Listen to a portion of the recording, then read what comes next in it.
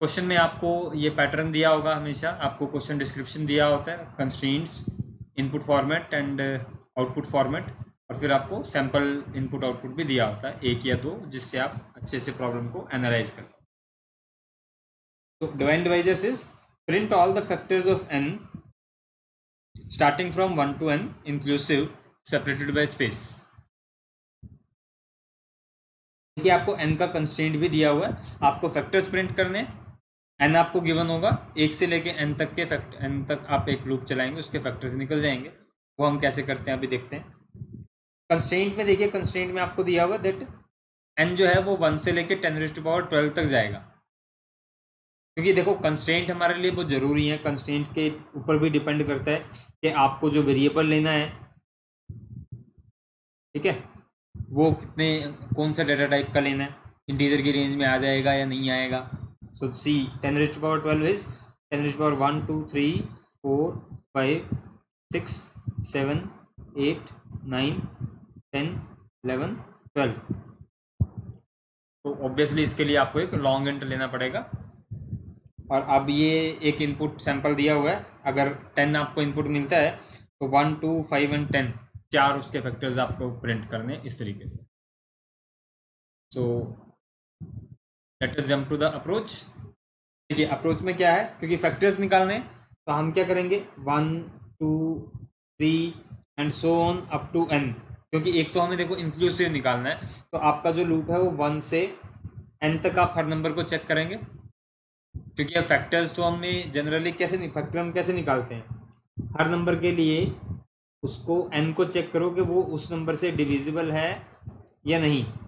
Divisible है तो reminder 0 आएगा, अगर रिमाइंडर 0 आ रहा है इट मीन्स वो फैक्टर है, उसको आउटपुट में डाल दो। 2 के लिए आपके पास अगेन n डिवाइड बाई 2 कितना आता है, अगर अभी मेरे पास जैसे n हमने 10 लिया था, अगर मैं 10 के लिए प्रिंट कर रहा हूँ तो n की वैल्यू 10 हो जाएगी।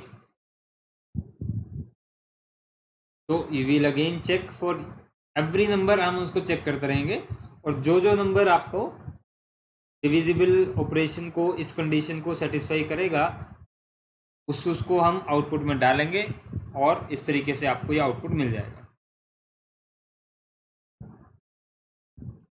है ना।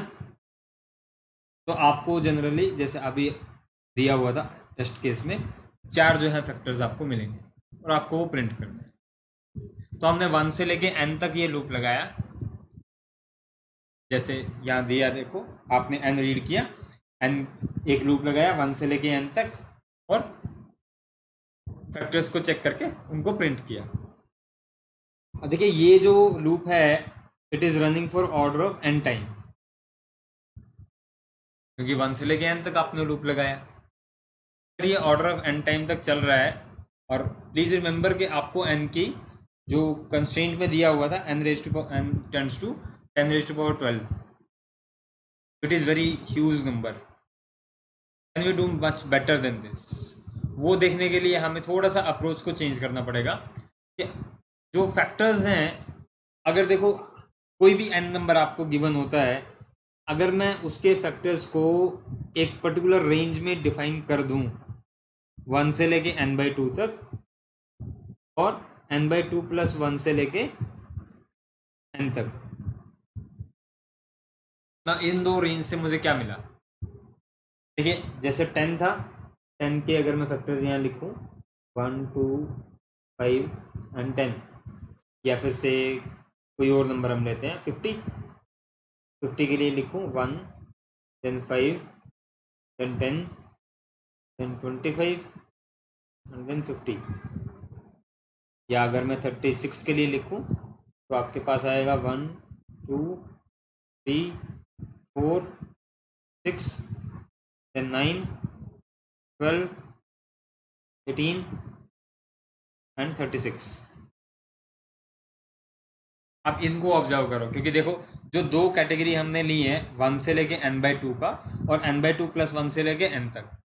अब ये जो सेकंड वाली कैटेगरी है फॉर एनी n, हमें पता है कि भैया यहाँ पे तो आपको एक फैक्टर मिलेगा, and what is that factor, that factor is n itself. और बाकी फैक्टर्स कहाँ हैं, बाकी सारे इस वाली कैटेगरी में आपको फैक्टर्स मिलेंगे। 10 के लिए 10/2 इज 5, 5 के बाद तो सिर्फ एक ही फैक्टर मिलना है। 50/2 इज 25, 25 के बाद एक ही फैक्टर है। 36/2 इज 18, 18 के बाद एक ही फैक्टर है। This is from mathematics. So why to run the loop up to n। तो इसको ये आपने पिछली बार देखो हमने क्या किया था, for i equal to 1 to n हमने ये चलाया था। लेकिन अब हमने क्या आइडेंटिफाई किया कि अगर मैं n की बजाय n/2 तक चलाऊंगा तो 1 से लेके n/2 तक के फैक्टर्स निकालो और उसके बाद एक नंबर आपने और प्रिंट करना है, दैट इज n इटसेल्फ। वो आपको इनपुट में दिया हुआ, वो डायरेक्टली प्रिंट कर दो। ये वाला यहाँ पे क्या किया हमने, for i equal to 1 to n/2, और बाकी ये लूप सेम है और लास्ट में एक स्टेटमेंट हमने प्रिंट ऐड कर दी है। तो हुआ क्या, थोड़ा सा बेनिफिट आपको जो मिला, that is overall it is still order of n complexity, क्योंकि बिग ओ कम्प्लेक्सिटी में n और n/2 में कोई फर्क आपको नहीं मिलेगा। बट इट टेंड्स टू के भैया मैं उसको 10⁻12 से लेके 10⁻11 तक तो ले ही आया, इसीलिए हमने लिखा था वहाँ पे लिटिल बिट इम्प्रूवमेंट। कुछ ज़्यादा हमें नहीं मिला, क्योंकि as far as the time complexity is concerned तो बिग ओ नोटेशंस में तो वो ऑर्डर ऑफ n ही है। सो हमें कुछ और करना चाहिए।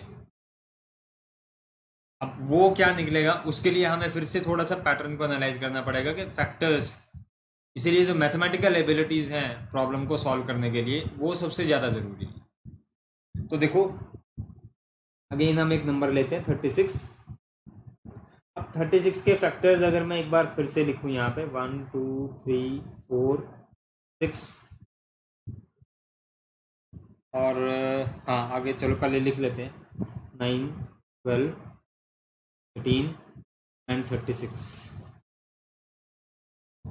और एक हमने 10 का एग्जांपल लिया था 1 2 5 एंड 10। तो जब भी फैक्टर्स निकालने हैं, फैक्टर्स के केस में स्क्वायर रूट जो है वो एक बड़ा अच्छा रोल प्ले कर सकता है। कैसे, जो नंबर आपको गिवन है उस नंबर के जो फैक्टर्स हैं और उस नंबर का जो स्क्वायर रूट है, जैसे अभी हमने डिवाइड बाय 2 करके उसको देखा था, अगर मैं स्क्वायर रूट के साथ उसको कंपेयर करूं 36 का स्क्वायर रूट कितना आएगा 6। तो 6 के लेफ्ट में और 6 के राइट में जो फैक्टर्स हैं उनके बीच में देखो बड़ा अच्छा कोरिलेशन होता है। 4 और 9 के बीच में, सेम 3 और 12 के बीच में, 2 और 18 के बीच में, और ऐसे ही 1 और 36 के बीच में। 10 का स्क्वायर रूट कितना है, 10 का स्क्वायर रूट 3 पॉइंट समथिंग आएगा, सो दैट इज हियर यहाँ पे है। चाहे स्क्वायर रूट आपके फैक्टर्स की लिस्ट में आए या ना आए, बट रिलेशनशिप फिर भी है। अब क्या है, 2 और 5 के बीच में एक रिलेशनशिप है और 1 और 10 के बीच में एक रिलेशन है, और ये रिलेशन आप n से गिवन n, जैसे 36 है तो इस एक सेंस में अगर मुझे 4 मिल गया तो मैं 9 निकाल सकता हूँ। 36 divide by 4 is 9, 36 divide by 3 is 12, 36 divide by 2 is 18, और 36 divide by 1 is 36। 10 divide by 2 is 5 और 10 डिवाइड बाई 1 इज 10। और ये सब आपको इस वाले पॉइंट से मिलेगा जिसको हम बोलते हैं स्क्वायर रूट। इसीलिए हमें क्या करना है, अगर मैं 1 से लेके 1 2 up to square root of n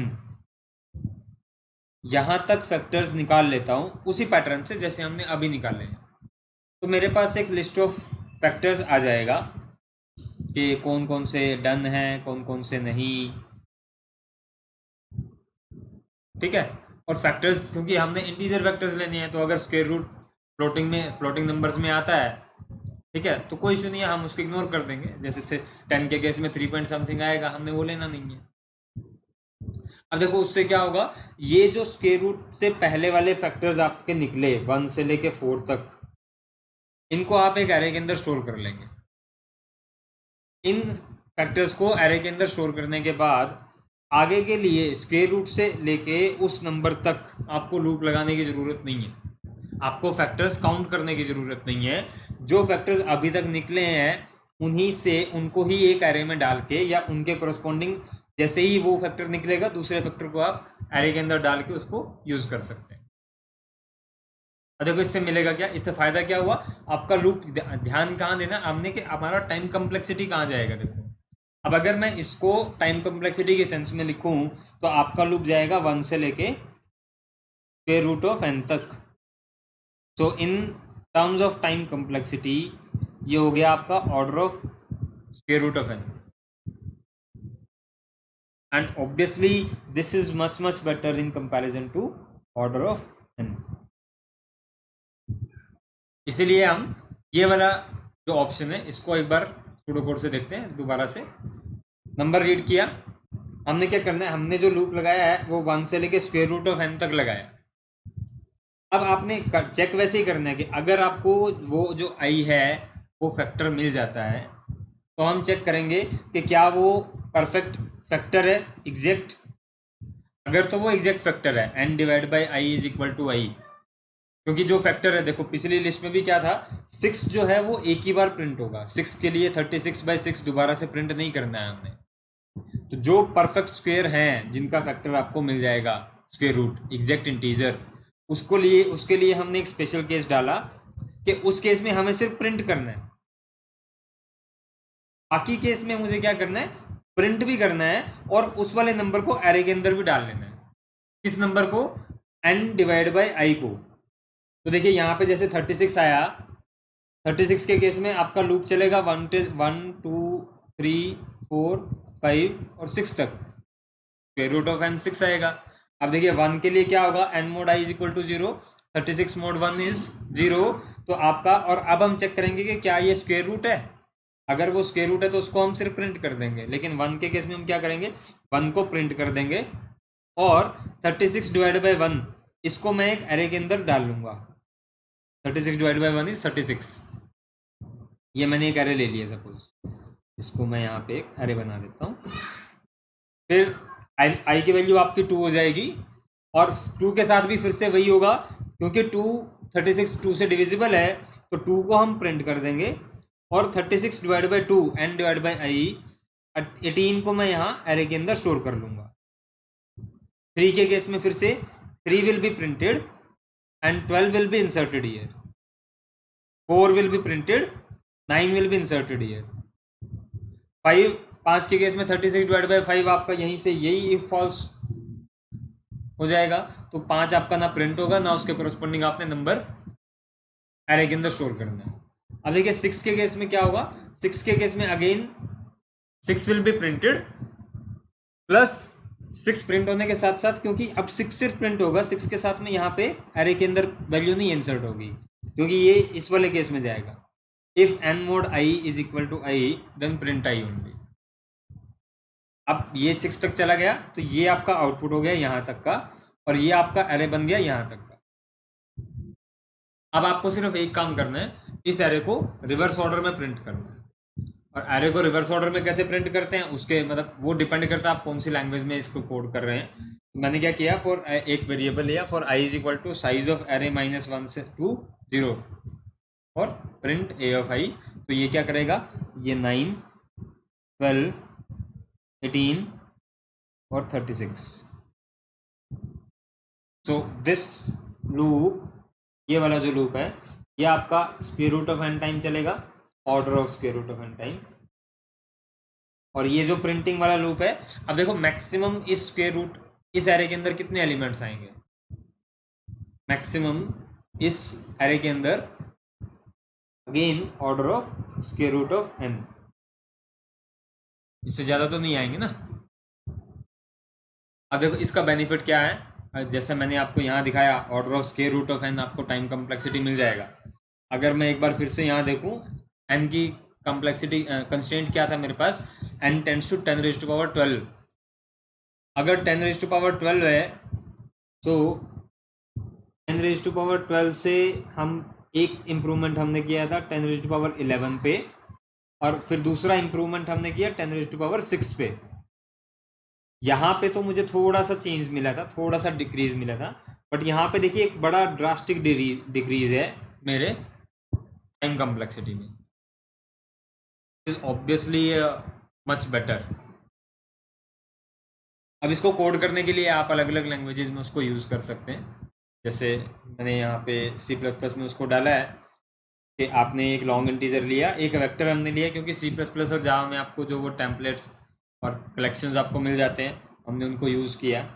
एक वेक्टर हमने ले लिया। हम क्या कर रहे हैं, फाइंड डिवाइजर्स फंक्शन को हमने कॉल किया। फाइंड डिवाइजर फंक्शन का क्या काम है, ये देखो 1 से लेके स्क्वायर रूट ऑफ n तक आपने लूप चलाया।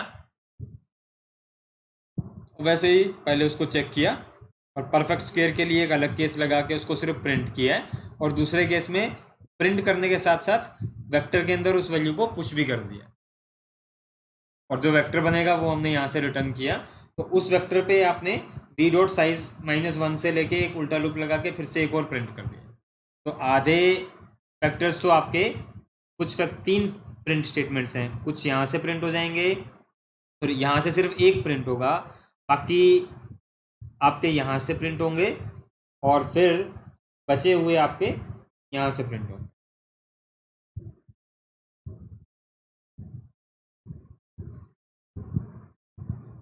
ठीक है, तो I will show you once, एक बार हम इसको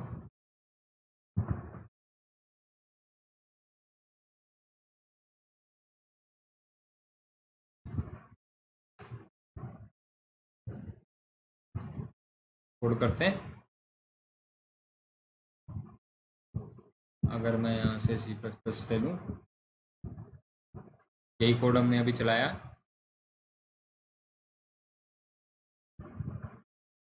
देखिए यहाँ पे ये मैं एक इनपुट डाल रहा हूँ। अगर हम सबसे पहले 10 इनपुट एंटर करते हैं, रन कोड, ये आ गए 4 नंबर्स आपके। और अगर आप बड़ा नंबर भी कोई इनपुट करेंगे, से 10⁻12 ही हम डाल के देखें, 1 2 3 4 5 6 7 8 9 10 11 12, और अगर आप रन कोड करते हैं तो ये आपको सारे फैक्टर्स आपके दे देगा 1 से लेके उस पर्टिकुलर नंबर तक। पहले वाली जो 2 अप्रोचेस थी, अगर मैं उनसे ट्राई करता हूँ तो होपफुली ये टाइम लिमिट एक्सीड, जो TLE एरर आपके पास आता है कॉम्पिटिटिव प्रोग्रामिंग्स में, वो जनरली आपके पास एरर आएगा, जो हमें नहीं चाहिए।